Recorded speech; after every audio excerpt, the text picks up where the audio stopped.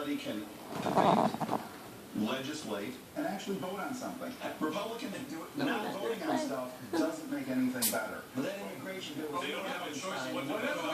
Whatever we do, we need to do it quickly. We should probably Get out. Still the call. Charlie takes the question on the road. Stay with us. People cannot eat a whole pretzel loaded with that much bold flavor. Just try it. Snyder's of Hanover flavored pretzel pieces. So much bold flavor, we had to break it into pieces. Perfect. Snyder's of Hanover. Taste how good the pretzel can be. From coming here, from yearning and dreaming for a better life. That is the fabric and the DNA of this country. Do it the right way, though, and that's where we're missing. On that we agree. That's right. Thank you, Charlie, and thank you for watching. That's it for this edition of Let It Rip.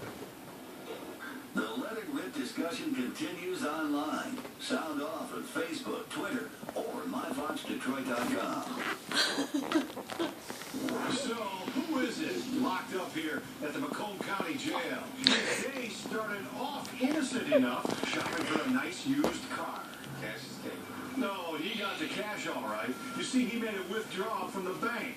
And then he went back to see the used car salesman offering a real bargain. Stacking them deep so long cheaper. They've seen it all on this auto lot. And we can still squeeze in one more entertaining used car slogan. Cash and carry. He said he was coming back with cash, and that's what he did. Fast. What a deal. And I'll tell you, this is a deal you have to see to believe. Working for you. The Egg Eddie Lemon starts now. Let's go in a moment, but first to the forecast, because a lot of you are getting the road this weekend, and unless you're headed to the Carolinas and Hurricane Arthur, Captain Richardman says your forecast is going to be absolutely wonderful. We got a winner for the 4th of July forecast this year. We had the sprinkles and cooler temperatures around this morning, and then the sun came out, and it actually turned out to be a very nice afternoon and evening, 73 the official high, but notice these cooler numbers off to our north.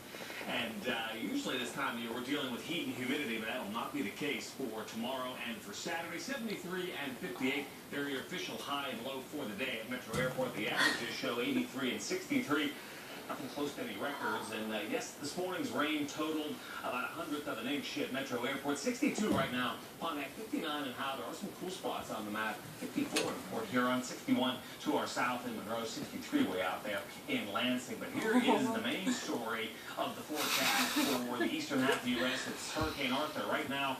On top of the Outer Banks of North Carolina, top winds close to 100 miles an hour. So there's wind, rain, storm surge. They're dealing with it all in eastern North Carolina. That's a long way from us. We have high pressure dominating our weather, and that's a good thing. If you like the sunshine and the low humidity and the light wind, you got it in the forecast tomorrow and Saturday. There's your high pressure park just to the west of Chicago. It's going to meander across the central Great Lakes over the next 24 to 36 hours, and that is why we're going to have pleasant evenings and mild days with lots of sunshine. Sunday will feature a bit more in the way of cloudiness because eventually some energy will come our way from the western states. But for tonight, just a few clouds out there. Cool. How about that cool for this time of year? 55 below.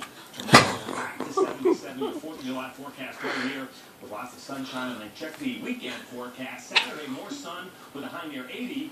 And then warmer on Sunday. Clearly our best chance for some active weather.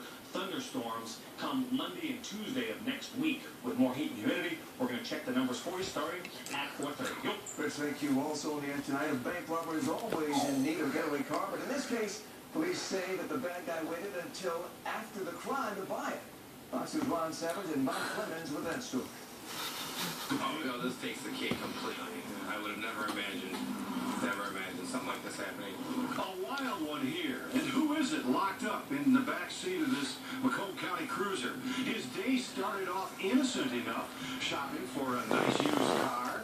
He had his eye on this gently used 2002 Mercury Mountaineer. Sale price, $1,700. The problem?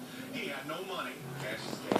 Well, he got his cash all right. You see, he made a withdrawal from the bank, the Tulliver Bank, at Main and Market in downtown Little Clemens, an armed robbery. And then suddenly, he returned to see the used car salesman who was offering a real bargain. A handful of cash. And we saw him a car.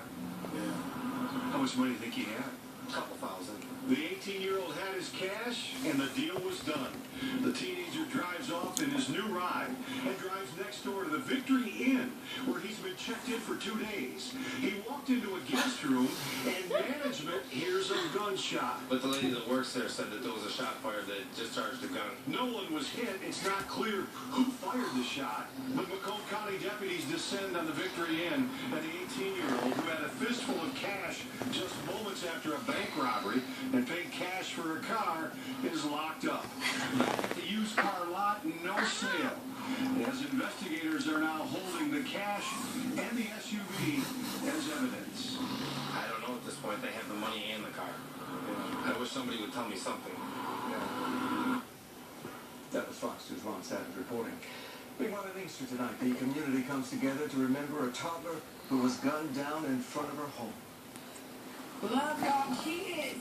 Please. I never could have imagined this. My heart is gone. That was the mother of 2-year-old Camille Gross. The little girl was shot and killed at point-blank range. The suspect allegedly told police that he did it to torture the girl's father so that the murder of that child would be the last thing he saw. He then allegedly shot Camille's father and her 12-year-old cousin. My heart is so heavy. I couldn't imagine. I never wanted to know what this felt like. With this, I think this put everything over the top of the hill, and the community is saying enough is enough.